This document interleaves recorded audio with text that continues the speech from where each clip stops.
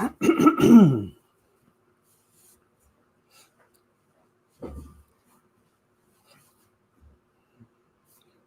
everyone. This is Cassandra Williamson coming to you from eastern Kentucky in Pike County, a little town called Hardy, which is about 20 miles, 25 miles from Pikeville, Kentucky, and about 5 miles from Williamson, West Virginia, and maybe 5, 6 miles, or maybe 7, I don't know for sure, to Matewan, West Virginia.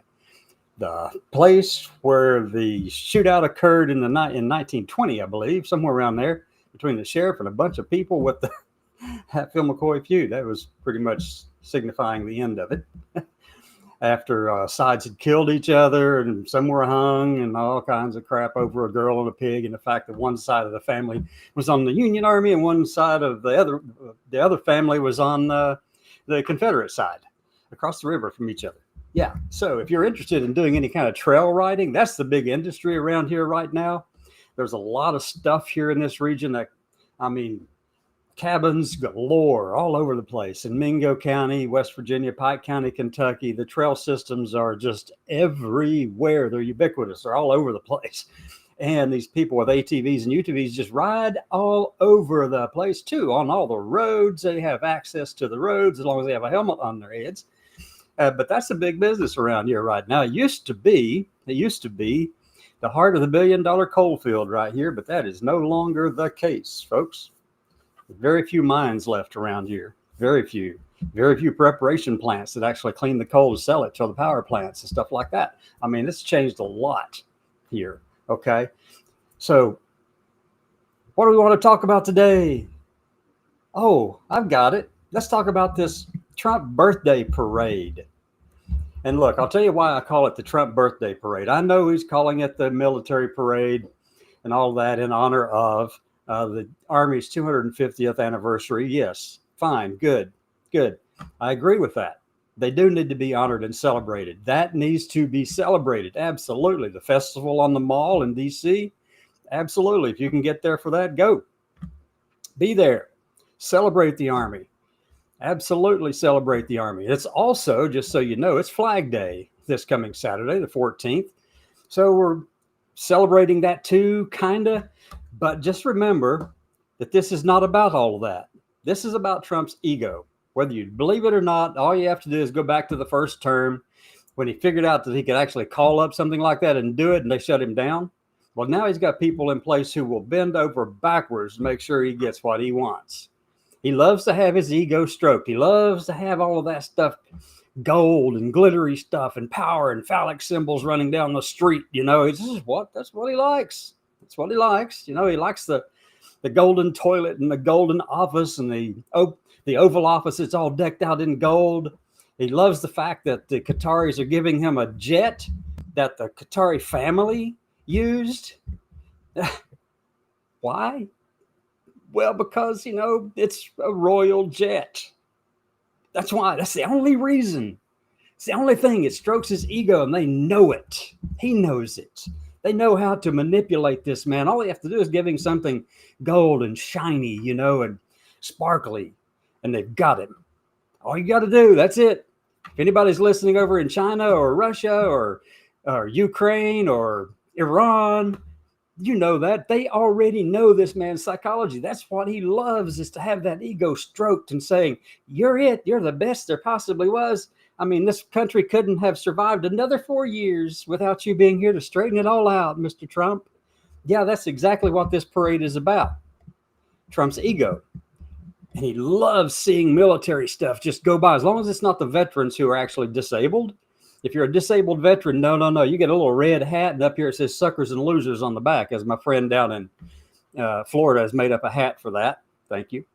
It says disabled veteran on the front, suckers and losers on the back, because that's what Trump thinks of veterans who get wounded or get captured.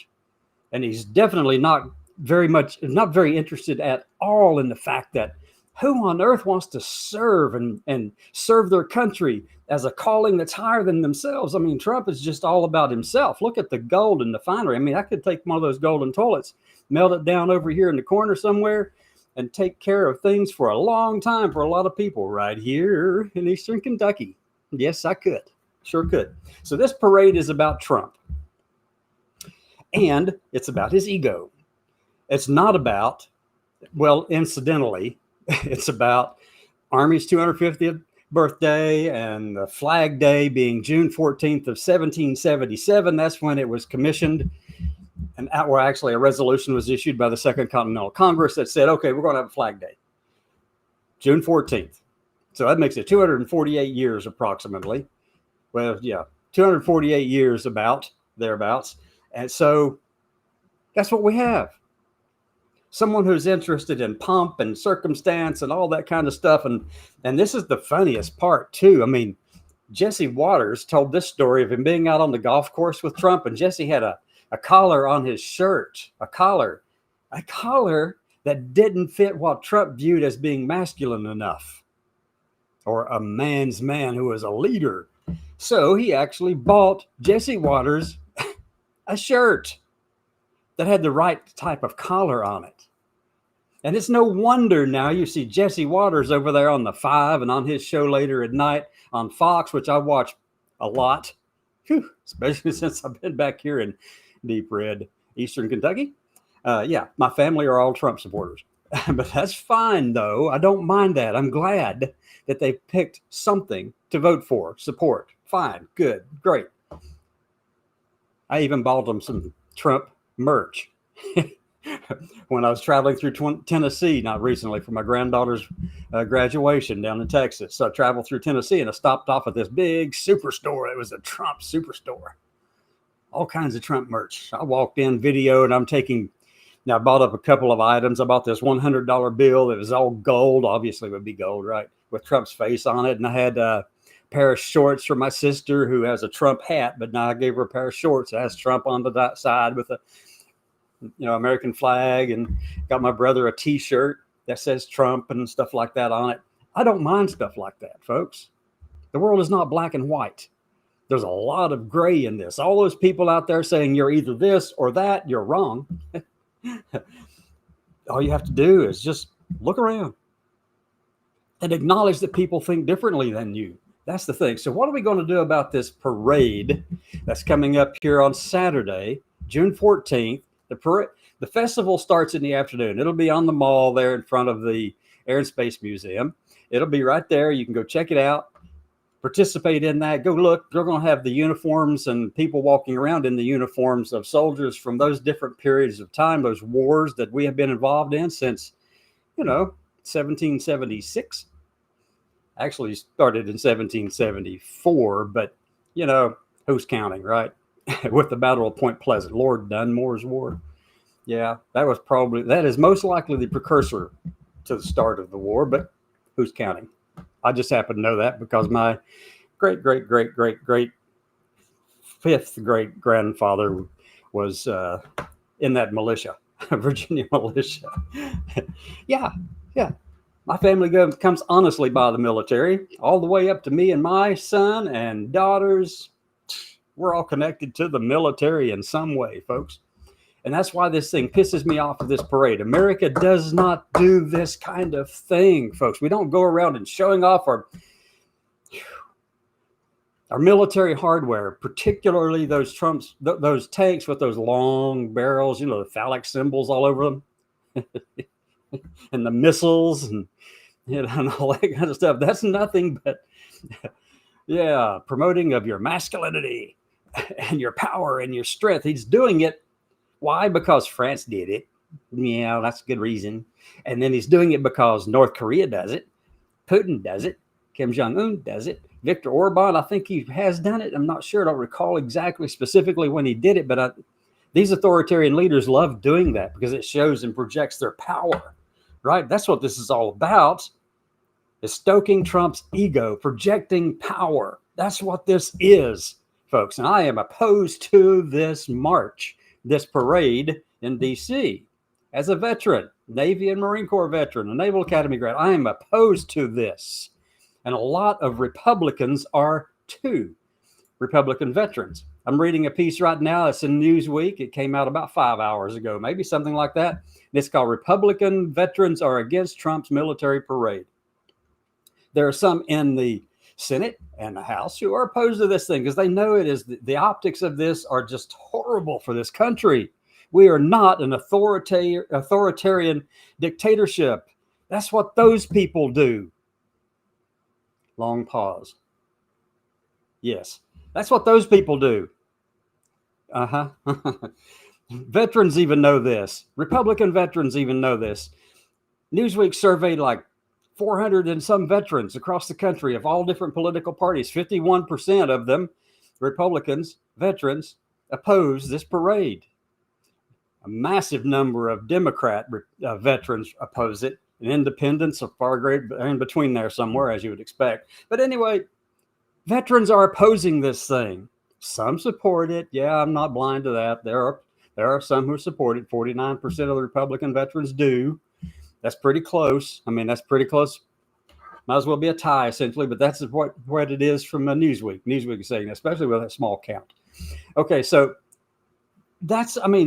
come on, we're opposing this thing, but yet it's going to happen because all the trains bringing all of the hardware is there. They're all set. The route has been laid out on Constitution Avenue, starting right there beside the Lincoln Memorial and going to the Washington Memorial. It's a pretty short distance, relatively speaking, for a parade. And they're expecting it to last from 6:30 to 7:30. And after that, they'll have a concert on the ellipse in front of the White House there off of Constitution Avenue. And then the festival continues across the street. This stuff is going on. And media are going to be turning it off. Some media are going to go back to squash. The liberal media will. The liberal media, for the most part, are going to try to tune it out. But that's not in their best interest to do. You can't run from this. You can't pretend it doesn't happen. This is not happening. You can't do that. Take the blinders off and look at what's in front of you. And then figure out how we're going to address this thing.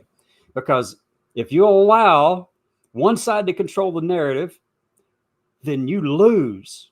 No matter what you try to do after the fact, if they start with this narrative that you didn't show up, that you didn't do something to actually broadcast this thing, media over there on the right and the left, if you ignore this parade, it will be used as a weapon against you. And any of the liberals on the left or whoever does this, if you decide to ignore this stuff, you're doing a disservice to yourselves and the causes that you stand for. Come on, folks. You can't just run and hide from stuff and pretend it's not happening. Now, let me jump to one other thing here. I want to talk about how we can actually do something, or what we can do about it. First thing is, you can ignore it. That's one option. You can boycott the thing entirely. You can boycott it. There are organizations telling their members to boycott this thing. Veterans organizations telling people to just boycott it altogether. That's one strong suggestion. My friend from down in Florida suggested that. The person with the hat that says disabled veteran and suckers and losers on the back. Yeah, by the way, she's also one of my supporters and everything. And I just want to say thank you there, a radical rodent. So others do support me too. And I'm not going to call them all out by name. There are quite a few people, actually. It's kind of surprising, but I love it. I love it. And thank you so much. So that's option number one, is to boycott it. Option number two is to go there and observe the parade, be a part of the crowd that's there all waving their flags and all this kind of stuff. Go there and do that. You can go there and protest peacefully.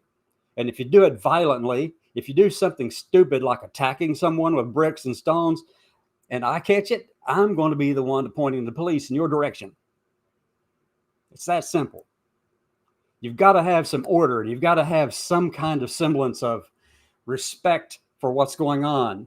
Even though you disagree with it, you still must show respect. This is a country that's built on this kind of combative constitutional republic. We kind of fight each other on either side with their ideas. Thomas Jefferson and Alexander Hamilton fought incessantly with each other in the newspapers that each had influence over. And Washington was so pissed at him, he had to call him down. Say, stop. We need more of that, right? We need another Washington here that says, stop this crap. You're destroying the country. So the second option was actually stand there and observe the parade or protest the parade. Take your signs, flags, whatever you want to do. Don't do it violently. Be a good citizen. Protest the way the First Amendment intends it to be done, and don't get yourself arrested. Now, the third option, it's not going to happen because they put up anti-climb or anti-scale barriers now blocking off this parade from the population, from the people. Basically, it's going to look like, as my friend also said, it's going to look like rats through a maze. All these tanks lined up going through this barricaded section. It's just going to look like they've got the cattle in the marching line. They got the cattle lined up. Okay, that's what it's going to look like. but it's going to be, the wall is going to be too high, and somebody could get hurt by trying to run out there and pull a Tiananmen Square in front of the tanks. Now, that would be a massive coup if that happened. But also it would be dangerous because I don't know who these National Guard and Army soldiers are. I don't know how trigger happy they are. We do not need another Kent State, even though that actually helped end the Vietnam War a couple of years down the road, a year and a half down the road, to pull the U.S. out of it. The 4 killed in Ohio at Kent State, 9 wounded, 1 critically, all shot with 67 bullets fired from a National Guard person or people who suddenly just went berserk. Ohio National Guard. And that's why I'm worried about it right there. We do not need these people who are weekend warriors running around here with guns who are just trigger happy to go pull something off like Kyle Rittenhouse or something like that. Come on. You don't need that. The Marine Corps, they may have a little bit more restraint. But I understand what's going on in Los Angeles too. If you're destroying property, if you're hurting people, you're throwing rocks and stones and bricks and blocks at people, you need to be arrested. You're not doing this right. There is a way, there is an order to these kind of things, and the protests have got to be peaceful. Standing in front of a tank is a peaceful thing, unless you got some trigger-happy person over here in the Army or the security forces or the National Guard who are going to be there, the DC Guard. Somebody could get hurt easily. Whoever gets hurt, they'll become a martyr. They will become a martyr to whichever cause, the side that they're on. So, that's your 3 options. Boycott it, go there and protest, or observe if you want to. That's fine. If you trust all of that, go for it. Do it. Go for it. The third option is, somebody pull a Tiananmen Square and let the world know that we do not agree with this projection of authoritarianism coming from our White House.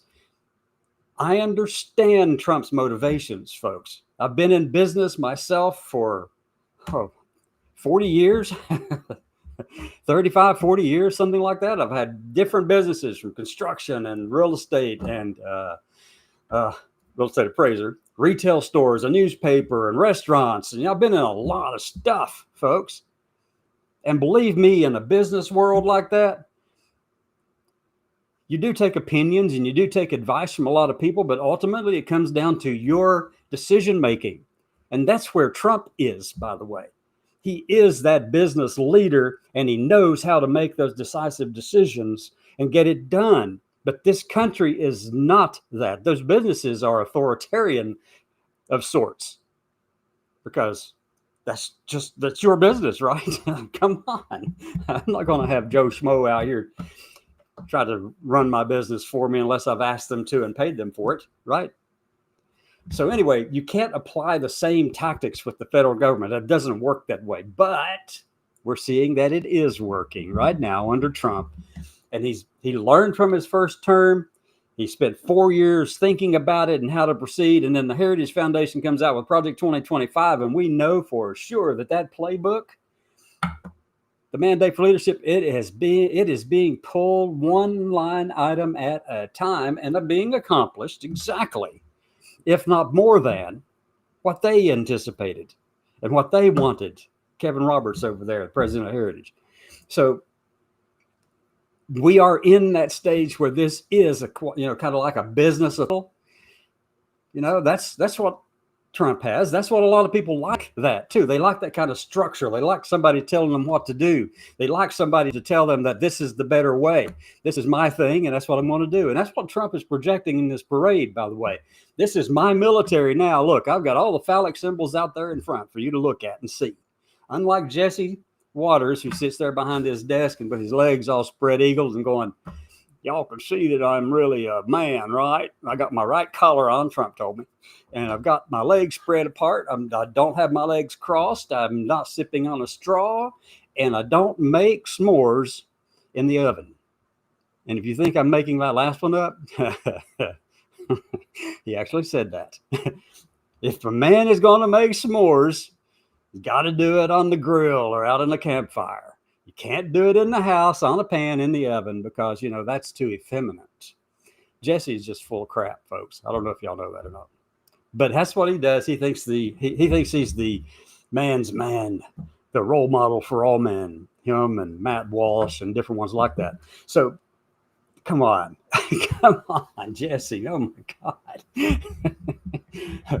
No person wants to hear you describe how you think the ideal man should look. Come on. Why don't you just go ahead and tell them that you're gay? Anyway. Oh, my gosh. Yes. So those are the three things that you can do with this parade. It needs to be boycotted. If you're going to go there to observe and participate and acknowledge what's going on, fine, go do that. If you're going there to protest, do it peacefully. Don't do something that draws attention to you for the wrong reasons. And the other option is, I don't think anybody's going to be able to do it, but get over that anti-scale fence and stand in front of the tank. But that's a huge risk, and I'm not suggesting anyone do that. But that imagery from Tiananmen Square when that democracy supporter stood out there in front of those tanks and said no to authoritarianism, even though it didn't work out.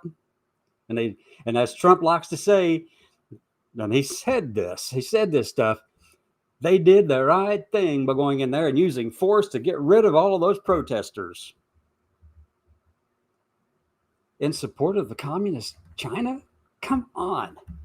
And not in support of the people who were protesting for greater freedom? Yeah, no, it's authoritarian. But it's more than that. It is much more than that. Much more than that. It's social Darwinism. Or as a psychologist over on Twitter likes to say, used recently, and I had to go look this word up because I'd never heard anyone use it quite that way, but hereditarianism. That's an ideology. Go check it out. There's a lot of people who are falling in line with that. They're using hereditarianism when actually the word they use would have come from the 1880s through the 1913s of social Darwinism, where those who have it are entitled to have more. That's what that is. Same thing. Okay, one last thing, and this one is just something that should piss off everybody too. The Associated Press is reporting that all the members of the Fulbright Scholarship Board have resigned. They are saying that Trump's trying to meddle in their affairs, trying to tell them who they can select and who they do not select, and that he wants to impose his will upon it and get rid of the meritocracy that board is using to select the winners of the Fulbright Scholarship. Associated Press, 2 hours ago, written by Cheyenne Mumfree.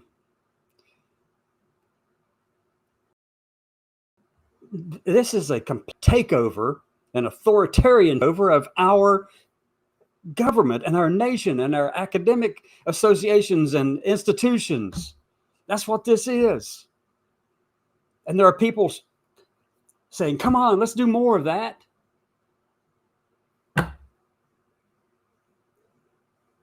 See you tomorrow. And we'll talk about it again. I'll be on.